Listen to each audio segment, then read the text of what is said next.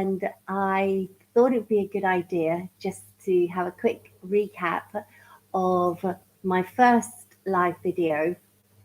And actually, going live is really nerve-wracking. I'm not even sure I should be doing this because it certainly awakens the senses. But anyway, here we go. So to recap over last week, I started by talking about the two different stages of sleep, which are non-REM, non-rapid eye movement, and REM sleep, rapid eye movement. And that is that the rapid eye movement is, as I said last week, I'm sure we've all seen someone when they close their eyes and you see your the eyes underneath the eyelids going from side to side. And that's also referred to as primarily dream sleep. Now, we can dream in all stages of sleep, but REM sleep is the sleep that you have very vivid images, you remember, you have emotions. It's as I say, primarily the dream sleep. Now, these two activities go on, REM and non-REM sleep, throughout the night in cycles of 90 minutes for adults and between 40 and 50 minutes for children. Now, as we're all unique, obviously, those times aren't set in stone. They vary. And so we've said REM is the dream sleep and non-REM is the 4 stages, if you watched last week's. 1 and 2, and then, non-REM also has 4 stages. So within those 4 stages, 1 and 2 are the lighter sleep, and 3 and 4 are the much deeper sleep. And it's in that much deeper sleep that we have these powerful brain waves. And to use an analogy, it's like if you have a sheet and you shake the sheet over the bed before you fit it, and it ripples over the bed like a wave. That's the same effect of what happens when you're in stages 3 and 4 of this non-REM sleep, which happens in our brain, over the top of our brain, from the frontal cortex to the back of our brain. And it ripples like that from front to back, while this stage is in process. And then sometimes on top of this sleep, these powerful brain waves, there will be something called a sleep spindle. And these are like, how can I say, as I said last week, they're like a spider web. And these are electric, powerful bursts of electrical brain waves. And they will last between 1.5 seconds while they happen. And they're like a firework display. They're really powerful. And this is all going on while we're in those latter deep stages of sleep. And then after that, we will go back into stages 2 and 1. So we will come out of that deeper sleep, going into 2, 1. And then we will go into a REM sleep. And this, as I say, is that dream sleep where we have that rapid eye movement. And that will play out again and again through the cycles of your 90 minutes, or in children, 40 to 50 minutes. and that will go from repeat itself onwardly. And as I said last week, what's really fascinating is that, and what is so important to actually acknowledge that it's we need the whole chunk of sleep. So within adults, that's 8 hours, and obviously much longer in children. Being in newborn babies, 17 hours plus they need of sleep, and that obviously diminishes then with as they get older, and then also in teenage years it goes up again because they need more sleep, teenagers. So that's the process. And but what's really fascinating is that, and I think I mentioned that last week, is that while we're going through these stages, it will start off having more in the earlier part of sleep. It will start off having more of the non-rapid eye movement sleep. So those stages, those 4 stages of sleep, and then these little bursts of REM sleep. As the hours progress, especially towards the latter end of our sleep, that will change. So it's like going to a pop concert and having it all repeated, but then the songs changing as it goes on later after 5 repeats. And then we start to have more REM sleep, this dream sleep, and less of the 4 stages sleep, non-REM sleep. And this goes on for 8 hours and much longer in children. So as I say, you need that to have our whole spectrum of sleep. But why? That's the non-REM and REM recap. But why do we feel sleepy? Now, this is primarily for parents with children, and so I'm sure they're going to be saying or thinking, is she sure? Like, why would she say that after the day we've had?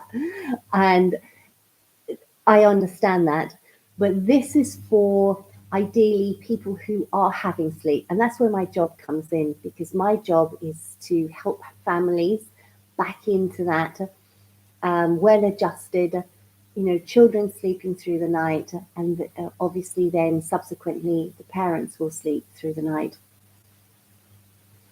So this is for people that are sleeping well and working as it should, biologically working as it should. So there's 2 forces that come into play, and they are, the first one is called sleep pressure. And sleep pressure is occurs due to a chemical in our brain that is called adenosine, and that builds up as soon as we wake up. This pressure, this chemical adenosine starts to build up in our brain, and it builds and builds through the hours that we're awake. And then for about 12 to 16 hours. And when these levels reach a certain point, a high level, they start to close down the areas in our brain promoting wakeness, and they switch on the areas in our brain promoting sleepiness.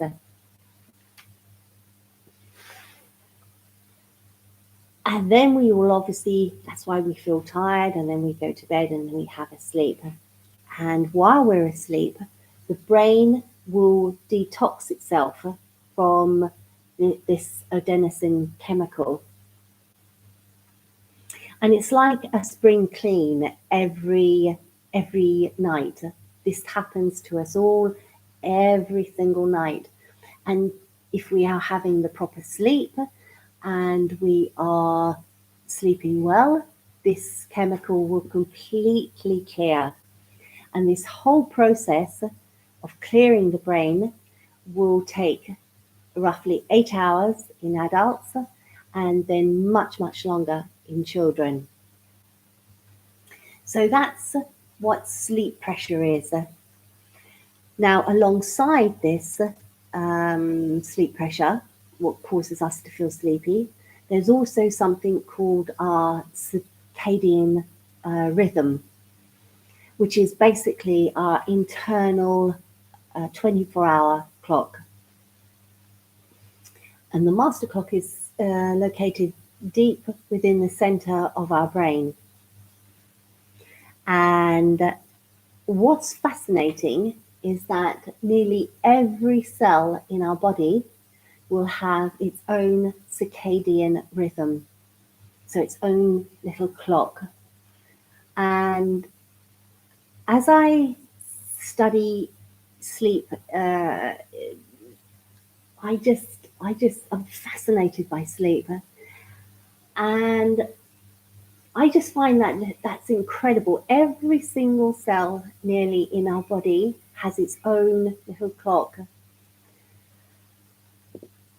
And the master clock is, as I say, located in the center, deep in the center of our brain. And that controls all these other little clocks that are all over our body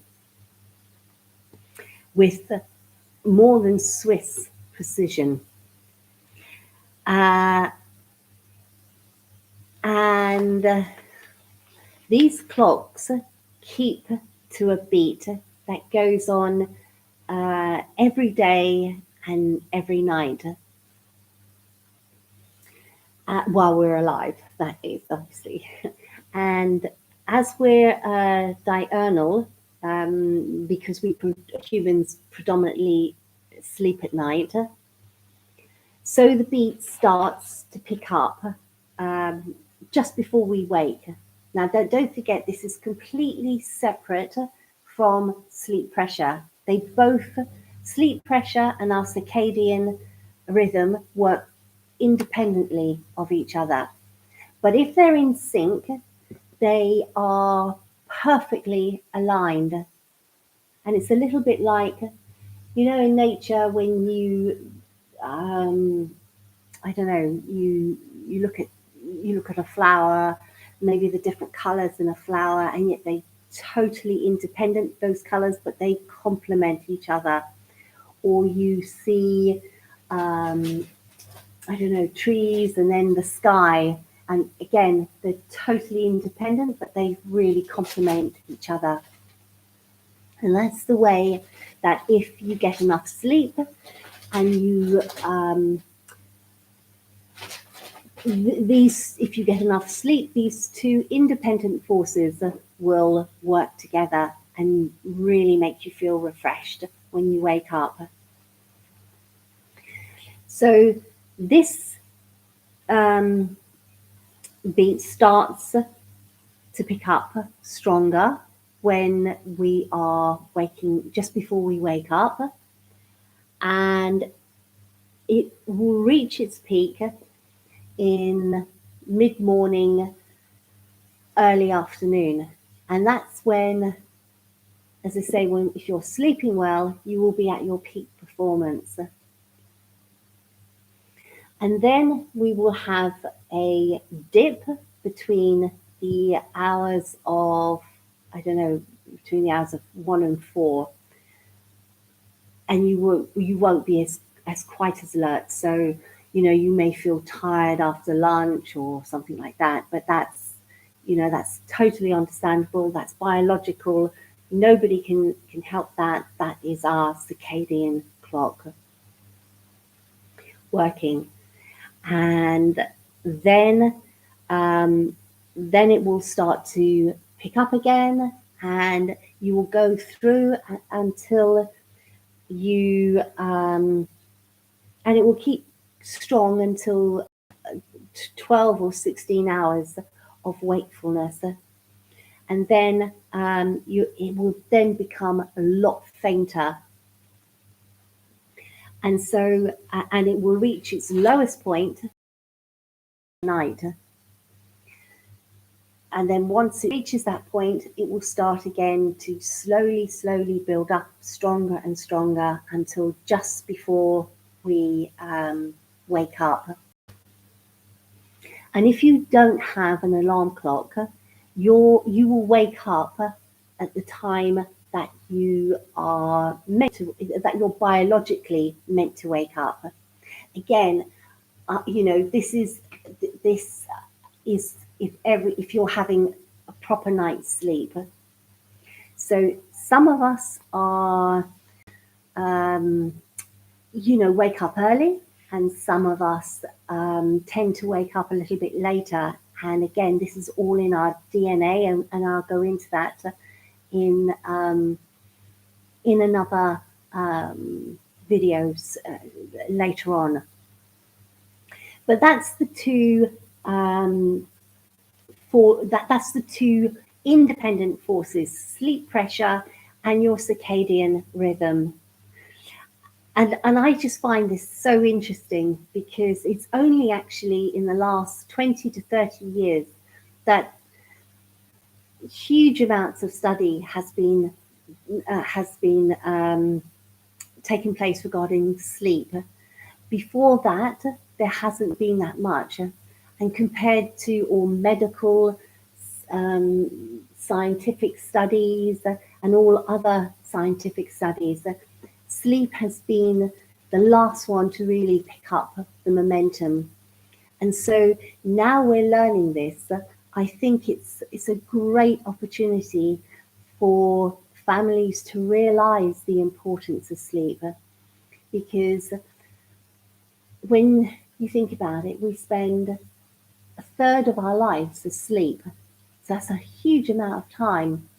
And the way nature works, it's not just a case of like, oh, you just put your head on the pillow and go to sleep and then up, and all the fantastic bits happen when we're awake. It's actually, I think, important to give the respect to sleep and understand what it does for us. And it's hugely important. And if we can bear that in mind and teach that to our children, I think going forward, it can only enhance them. And I think the whole idea is, when we have children, is to make each generation better than the last. And I think, yes, to acknowledge the importance of sleep and how it can work for us is a very good thing. Anyway, that's another video done, and thank you for bearing with me. I hope to make these better as time goes on. That's my only second live video, and it is daunting.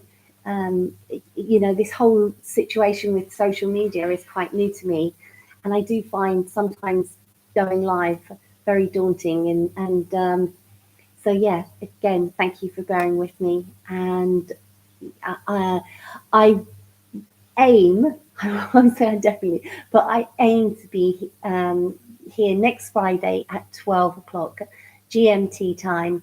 And yeah, thank you for anyone listening to this video, and I hope you've enjoyed it. Okay, thanks.